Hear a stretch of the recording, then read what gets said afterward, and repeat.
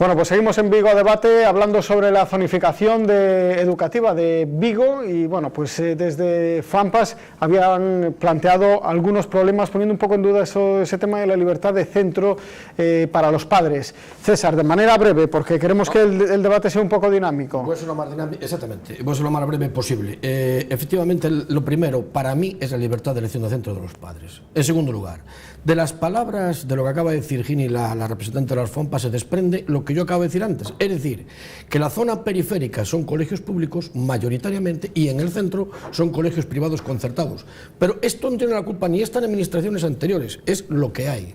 En segundo lugar, también decir que nosotros quisimos hacer un centro en Vigo, el CEIP de Altamar, hacer una ampliación y el terreno no puso a disposición los terrenos para poder hacer un colegio nuevo. Es decir, los concellos también tienen la obligación de ofertar el suelo para hacer centros educativos públicos. Y cuando se habla de un tercer centro, de un IES en Teis nuevo, yo me pregunto dónde estarían esos terrenos, porque para hacer unos terrenos que quedasen fuera y desplazados, después de criticar tanto el tema de llevar a los niños a IES Valladares, yo me pregunto dónde se colocaría. Esa sería la otra opción. Respondiendo al tema de la libertad de centro, bueno, pues que consideran que desde la Xunta que sí que se está respetando ese principio y que el hecho de que sean públicos en la periferia y más centros concertados en el centro urbano, bueno, pues que es una cuestión que ya viene heredada. Ramón, dime. Desde los directores de colegios se han planteado algunas de las dudas. Gini, yo sé que tenías varias cosas que querías plantear. Vamos a ir poco a poco porque queremos que hablen todos. Respecto, pues por ejemplo, lo que ha planteado Gini, la libertad de centro de elección, ¿para vosotros tiene que ser una prioridad o la proximidad tiene que ser el criterio, como defienden desde FAMPAS, que tiene que primar en esa elección de centro? Vamos a ver. Eu creo que hai que conxugar todo un pouco. Hai que conjugar todo un pouco. Evidentemente, eu non sei se, o que falamos fai un momentiño, estamos todos de acordo de que, independentemente de cada un poida defender a súa postura acerca da distribución actual despois de 20 anos que ten esta zonificación, ademais cas revisións que se lle pode haber feita, hai necesidade, por menos, a pararse a estudiar se necesitamos un novo replanteamento. Estamos de acordo, evidentemente que sí. Ben, entonces, é verdad, mira, é que hai comentábamos ahora neste descanso, sí, que claro, non sei que se vexa, pero bueno, a ciudad non medrou para o centro, medrou para a periferia, lóxicamente. Lóxicamente, sí. Claro, medrou para a periferia. Entonces, eu creo que tanto FOAMPAS como todos estamos en que necesitamos darlle a maior satisfacción ás demandas dos nosos docentes, dos nosos escolares, dos nosos nenos e dos pais, evidentemente. Todos estamos neso. Que ocorre? Estas zonas todas periféricas, claro, facemos, decía un pouco César, ampliación de algún colexio, facer algún colexio, bueno, pois olles, eso será xa algo que corresponde ao Concello, que corresponde negociar ca propia, pero a nivel do docente, que quere? A nivel do docente quere que os nenos, evidentemente, se están cerca dun colexio, pois moito mellor. Se teñen que utilizar transporte, habrá que decir por que teñen que utilizar transporte e se hai unha fórmula ou unha forma de que ese transporte non sea utilizado. E queremos que estén, claro, o máis cerca da súa casa, claro, os pais van decir eso. Decía na primeira intervención, isto entendo que é un tema complexo e que supoño que suporá pois boa voluntad que non dudo que haxa por todas as partes. E sei que tamén que a inspección educativa pois vai tomar cartas no asunto e vai facer os estudios pertinentes e todo o demais. Hombre, vamos a ver, eu se ahora mismo, o que dicía antes César, se ahora mismo me chega ao meu cole, que está realmente na periferia, se me chega alguén e teño posibilidade de acollelo, de Pi Margal ou dun, pois a mellor, claro, co collo, todos collemos, supoño que Olga, ben, hombre, evidentemente habrá colexios máis atractivos que outros, pero, sobre todo, que hai colexios que están nunha zona máis urbana que outros. Hai colexios que teñen, hai nenos que teñen, digamos, máis posibilidade de estar en millores condicións que outros.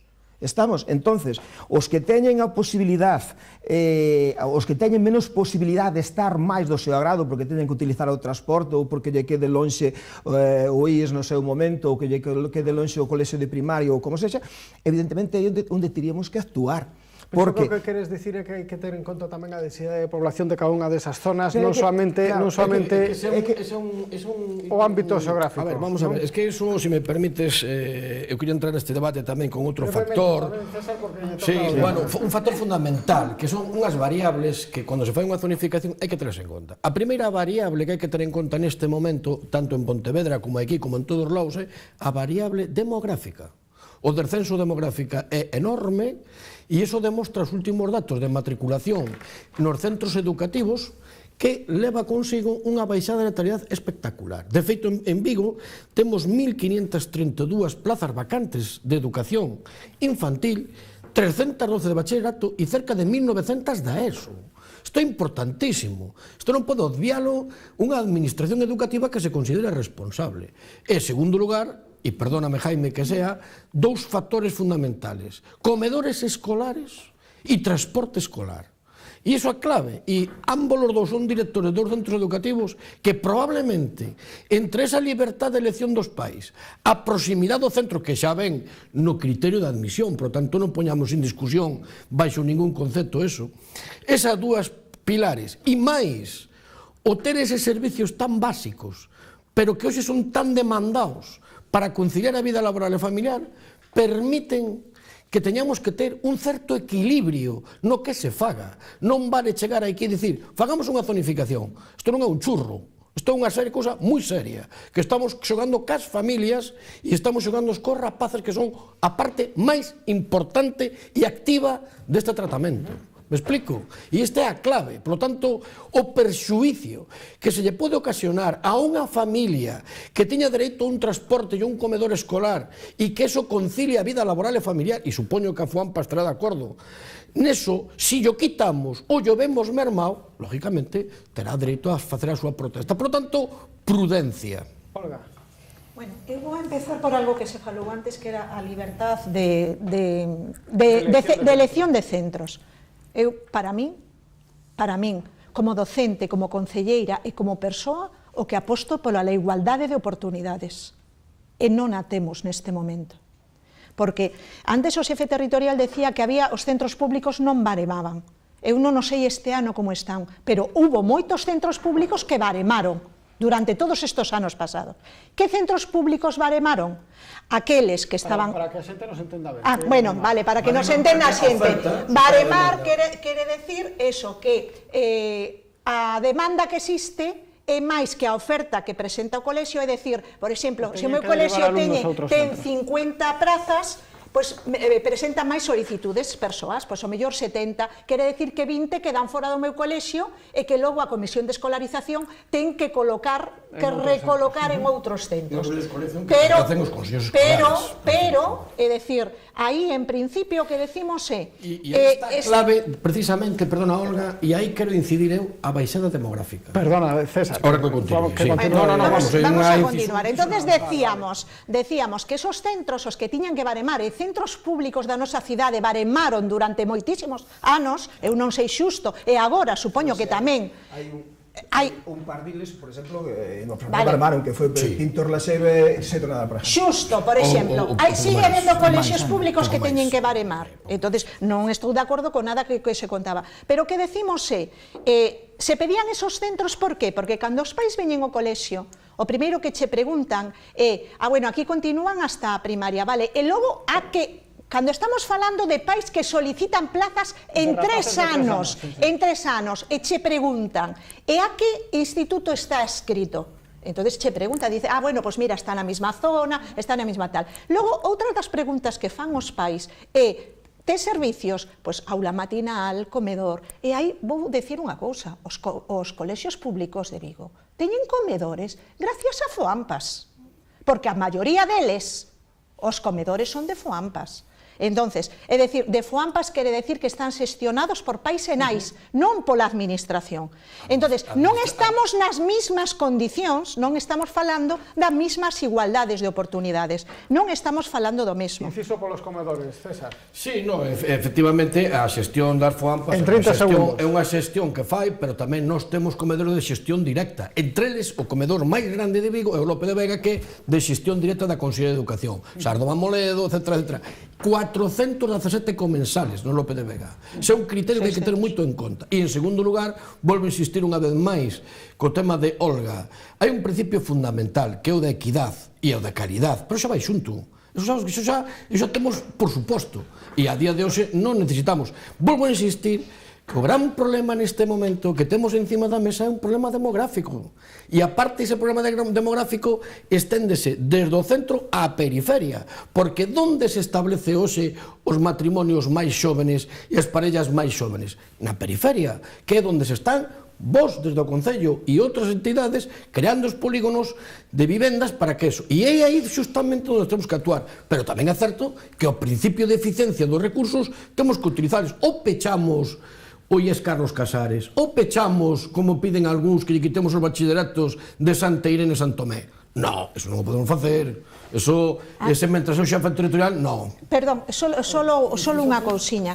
Eu quero aproveitar o do descenso demográfico para solicitar como concelleira que eso se valore a mellor calidade do ensino. É dicir, temos un número determinado de nenos nas aulas que o que hai que empezar é a pensar que o mellor teñen que ser menos, vale? E atender os nenos. Cada vez chegan máis aos centros os nenos con necesidades educativas. E neste momento non temos nin especialistas, nin profesorado suficiente para atender esos nenos. Non o temos, non o temos. Entonces, eu o que pediría é decir, aproveitemos para traballar por unha calidade do ensino. Sí, bueno, la verdad es que no puedo estar más en desacuerdo con lo que ha expresado César Ares. No puedo estar más en desacuerdo. En primer lugar, el problema que tenemos no es el descenso de la natalidad, eso no es un problema. En todo caso, eso es una oportunidad para, repartiendo mejor los recursos existentes, que no tengamos en algunos centros 32 alumnos por aula. No es un problema el descenso de la natalidad. El descenso de la natalidad puede explicar que no se creen nuevos centros educativos, porque no sea necesario. En todo caso podrá explicar eso, pero en ningún caso el descenso de la natalidad puede explicar la injusticia del reparto, de la zonificación y la adscripción actual. En ningún caso. A mí me gustaría comentar un detalle con respecto a lo que acaba de decir Olga, en el sentido... No, la verdad es que no. Ah, pensé que no se acabó. Perdona, no, pensé que me acabó. Es que como hizo un parón... Claro, es que tengo muchas cosas en la recámara de cosas que no me da tiempo a contestar. Respecto a la historia, bueno, se habla de por qué razones se cerró el Celso Emilio Ferreiro. Yo no vamos a entrar a valorar qué razones justificaron que se cerrara el Celso Emilio Ferreiro. Evidentemente es la administración quien tiene que tomar esas decisiones. Ahora sí, bueno, perdón, se dejó de impartir la ESO. La ESO se pasó al Álvaro Cunqueiro, no se cerró. Ahora bien, en el momento... Y había una razón que también lo justificaba. Estoy explicándolo, César. Quiero decir que se dejó de impartir la ESO en el Celso Emilio Ferreiro. Era uno de los 5 centros de la zona escolar que impartían la ESO y los otros 4 ya tenían las aulas de la ESO llenas de alumnado. Lo cierto es que se volcó todo el alumnado. Ya era fácil de suponer, si eliminas uno de los 5 centros y los otros 4 están llenos, ¿qué va a ocurrir con los alumnos que atendía ese centro? Repito, si se deja de impartir la ESO. Claro, primero se volcó sobre el Álvaro Cunqueiro hasta que no pudo más y luego se trasladó el problema al Alexandre Bóveda hasta que no pudo más. Otra cosa que es incierta y que ya he visto en la prensa y que de verdad nos molesta profundamente, que se utilice un argumento que es absolutamente falso. En ningún caso desde FOAMPAS hemos pedido que se cierre el bachillerato ni en Santa Irene ni en Santomé. Por supuestísimo que no, pero ¿cómo vamos a pedir desde las AMPAs que se eliminen bachilleratos de centros públicos? Todo lo contrario. Lo que nosotros pedimos es que el Santa Irene y el Santomé y el Castro y el Calvario sean centros que funcionen como los demás. Es decir, que ofrezcan todas las líneas de bachillerato, todas todas las líneas y las modalidades de bachillerato que necesiten para atender a su propio alumnado. Ahora, lo que no nos parece de recibo es que en una zona escolar en la que se dice que no hay plazas para cursar la ESO para todos los alumnos que quieren optar a esas plazas, no hay plazas para cursar la ESO. ¿Cómo es posible que un centro de esa zona tenga 3 líneas de la ESO y 6 de bachillerato? Eso es un funcionamiento anormal, si se me permite la expresión. Ningún centro funciona así, ni centro concertado, ni centro privado, ni centro público que no sean los que circunscriben el núcleo urbano. Para concluir, Gini, yo creo que por ahora ya hemos planteado 2 o 3 cositas de las que seguro que quieren contestar Ramón. No sé si tú o que hable César. Sí, yo voy a contestar de una manera muy clara. Gini probablemente no conoce que lo que es la zonificación del bachillerato es diferente a la ESO. ¿Por qué? Porque lo que son los bachilleratos son 3 ramas, son ciencias, tecnología, que era antiguamente, y lo que es la parte de historia, bueno, de humanidades. Antes previamente eran 4. Entonces, lo que es el bachillerato, para darle el mayor número de líneas, precisamente el Santo Tomé y el Santa Irene fueron los centros referenciales, y lo siguen siendo actualmente, porque tienen todas las líneas completas de bachillerato. Muy bien hecho por parte de la inspección educativa en su momento, para que todo el alumnado que de la zona que venía de los colegios públicos y de los privados concertados tuviera la oportunidad de acceder al bachillerato gratuitamente, porque sabe usted, tienes que saber que el bachillerato no es enseñanza obligatoria y tiene un coste económico para las familias. Por eso, precisamente, el colegio, el IE San Tomé y el IE Santa Irene, emblemáticos en la ciudad, tienen esas líneas de bachillerato para absorber a todo el alumnado que aporta de otro lado. Cuando ella hace ese planteamiento, a mí de verdad me preocupa, porque si tú aumentas las líneas de eso, tendrás que quitarlas de bachillerato. Luego, al final, estamos diciendo que quitamos el bachillerato. Ese es el razonamiento, porque el edificio no da más de sí, y además es un edificio que no se puede hacer nada más, porque es un edificio emblemático. Luego, con respecto a Olga, me gustaría aclarar, y yo no sé si ella está hablando como concejala o como docente. Vamos a tratarla que sea como concejala. Pero la cuestión es como concejera. No vamos a hablar entrar como docente, pero como concejera sí. Sí, también barema. Pero hay una cosa que sí me llama la atención, y ella lo sabe muy bien, quizás porque tiene que defender su papel. Aquí hubo 2 circunstancias fundamentales. Una fue el catálogo de profesorado, que está en vigor actualmente, que cada centro educativo tiene el personal que le corresponde. ¿Verdad, señor director? El personal que le corresponde, en función del número de unidades. Y ahí van los recursos para las personas que necesitan de atención educativa especial, llámese PTs o llámese ALs o llámese orientadores, que por cierto fue firmado en el año 2006 gobernando el bipartito. Y cuando también se nos dice, y hoy lo mantenemos y lo mejoramos, porque el equipo y el número de PTs y ALs que se dan a los centros educativos, para hacer eso que se llama inclusión, del cual yo soy un enorme defensor, de la inclusión y la normalización educativa, necesitas recursos. Y justamente esta administración a la que yo represento, hemos puesto 93 cuidadoras más de cuando yo llegué a la administración en el año 2009, hemos puesto más en funcionamiento un centro de educación especial en Panchón, que no lo había, conductual, hemos puesto PTs y ALs y orientadores en todos los centros educativos y consecuentemente con ello creo que cumplimos el objetivo. Por lo tanto, Olga, no sé relativamente a que ven, si actúas como concellera, entiendo, pero si actúas como docente, no. Perdón, y eso simplemente es diferente. Sí, Olga, hablas tú enseguida, Gini. Sí, a ver, simplemente contestar. O tema dos recursos é o que está aí. E cada vez hai máis ALs que comparten distintos centros, hai ALs é un especialista en audición e lenguaxe. PT é un especialista en pedagogía terapéutica que se supón que son os especialistas que teñen que atender os nenos con necesidades educativas especiais, que era que eu decía dente. É persoal docente, persoal docente, pero que é persoal específico para traballar. Hai persoal destes de audición e lenguaxe que comparten 3 colexios na semana. 3 colexios na semana.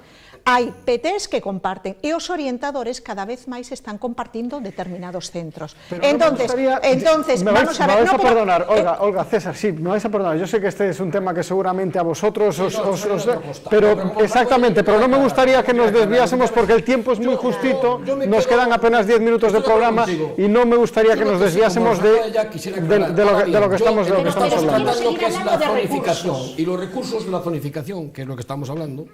Efectivamente, esas variables que son necesarias y que tienen que contar la zonificación, que es el tema demográfico por un lado.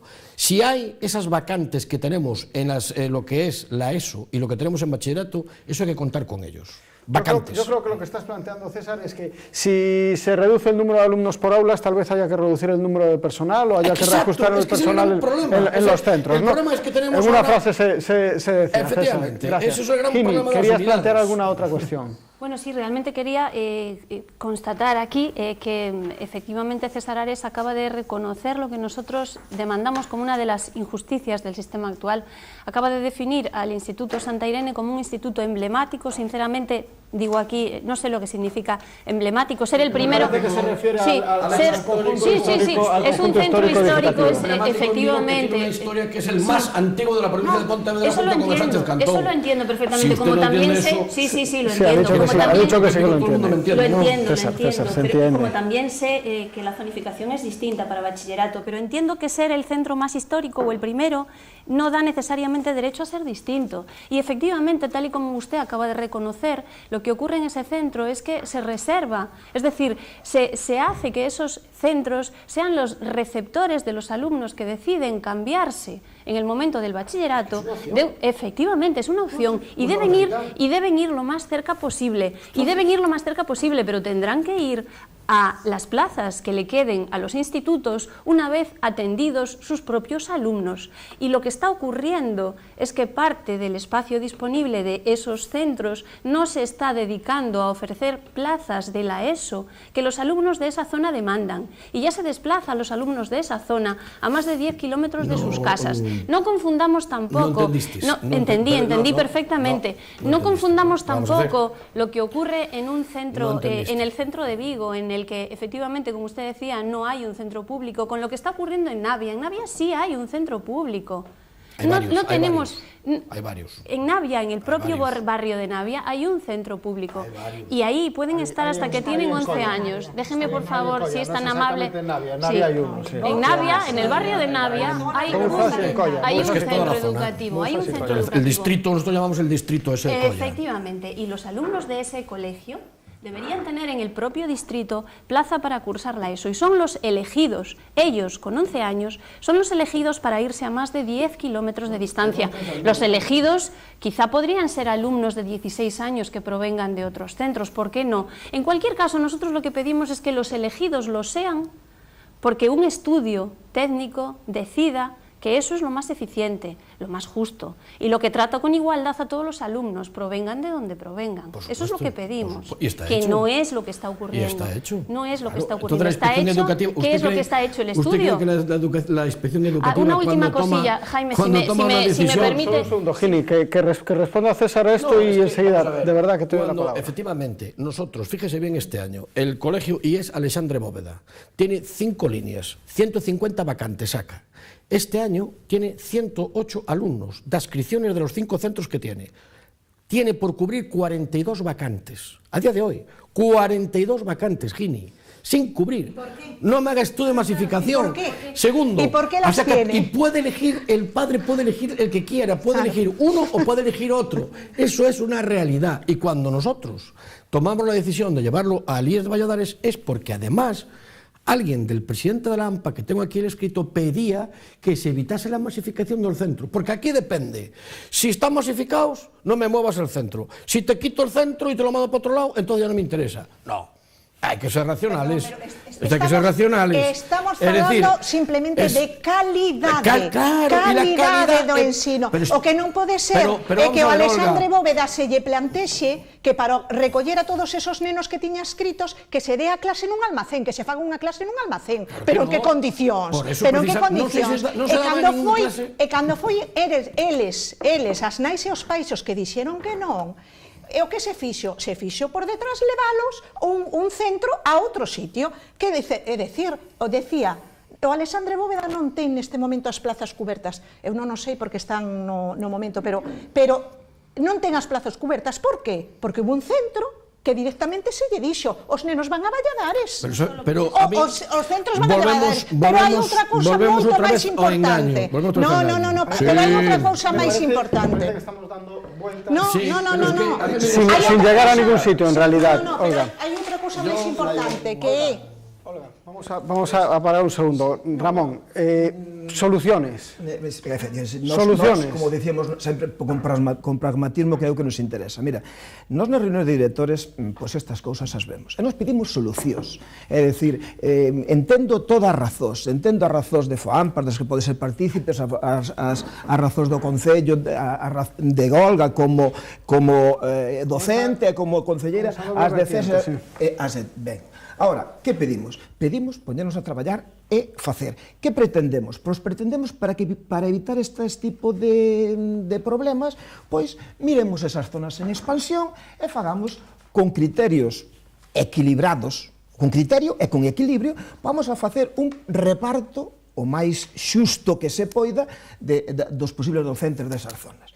Evidentemente, dicir que hai que prever un pouco, pois ao mellor prever un pouco, si, aunque poida salir a largo plazo, ao mellor mal, pero hai que prever que hai zonas de Vigo que están máis en expansión que outras. Por lo tanto, se vamos a facer outra zonificación que dure outros 10, 15, 18 anos, e despois, eu, ao mellor é unha opinión quizás máis personal, pero non se pode facer nunha cidade en expansión, unha cidade importante como é Vigo ou como outras cidades semellantes, non se pode facer unha zonificación perenne. Entonces, eu quizás, eso é título personal, vería ben que de vez en cuando se fixeran revisións, é dicir, que non houbera que facer sempre unha planificación, porque isto, xa digo, é difícil contentar a todos, total, senón, ao mellor, bueno, esta zona creíamos que iba a ter un crecimiento tal, fallou por o que sea tal. É dicir, zonas de, por exemplo, de Castrelos. Quen iba a pensar, como meu cole agora non ten problemas de matrícula, perdonade que o nombre de novo, pero ali apareceu o Álvaro Cunqueiro fai un tempo e aquello se modificou, se creou e os pais van, deixan os nenos, entendes, e xo recollen a volta. Quero dicir que isto é previsible. Pode ser previsible, vamos a ver, non digo previsible, digo que eso vai levar como consecuencia de que esa zona evidentemente vai a cambiar. Estamos, o que falamos antes da Miñoca, Navia, pois reventou o problema, claro, FOAMPAS aquí en Alexandre Bóveda, pois foi o tal. Entonces, eu creo que tamén, de vez en cuando, esas adaptacións puntuales é importantes. Despois, mira, respecto ao transporte, eu eso... Ramón, que se nos te remata o tempo. Non, te remata o argumento, pero brevemente. E despois, claro, o transporte, claro, o transporte realmente suxeita ahora mesmo na periferia unidades escolares. Bueno, o transporte foi feito en algún momento porque os colexios públicos que había, donde había población, non daban abasto. E como non daban abasto, houve que facer transportes. Que ocorre? Eu non sei, non coñezo cales son os contratos ou cales son as relacións que teñen estes transportistas ca administración, non o sei. Pero, bueno, tamén hai que ter conta esas cousas, non? Os da concertada, pois ocorre outra vez o mismo, todos estamos de acordo. Pero, bueno, sobre todo, nós o que queremos é que isto, poñernos a traballar entre todos, contar con todos e sacar isto o mellor posible. Un segundo, César, porque antes deixei a Gini coa palabra na boca e había un argumento que quería plantexar. Estamos fora de tempo, xa, esa que estamos falando de intervencións de 30 segundos, por favor, Gini.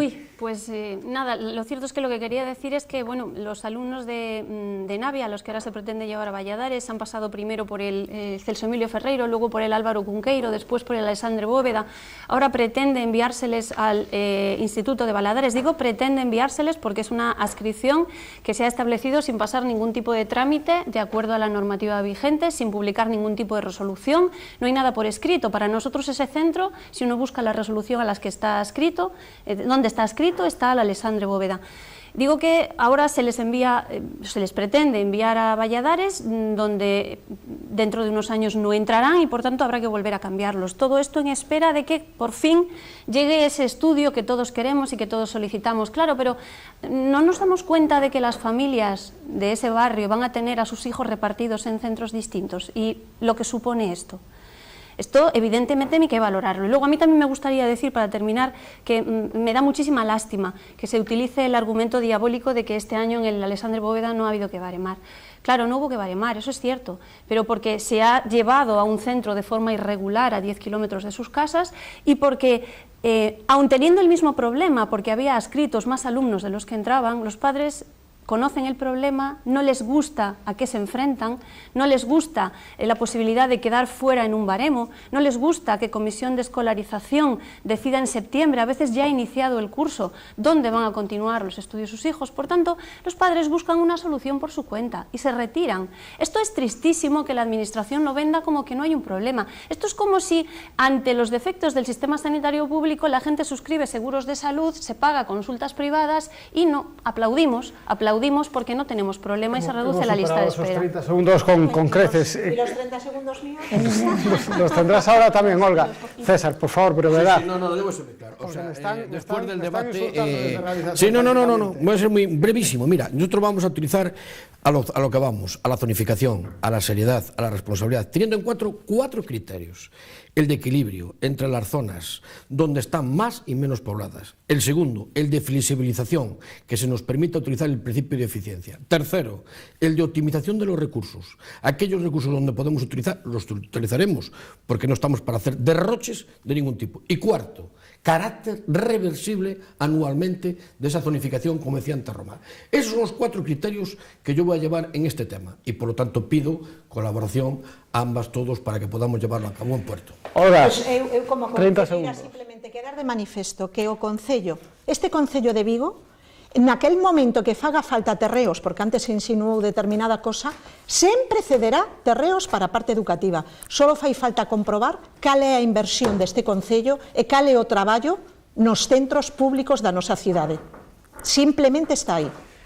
Olga, Gini, Ramón, César, muchísimas gracias a los cuatro de verdad por estar en esta mesa. Por desgracia me da la impresión de que volveremos a hablar de este asunto, o sea que estaréis invitados de nuevo a esta mesa de debate. Y además he visto que hemos tenido muchos temas paralelos, muchos debates paralelos que tendremos que liquidar.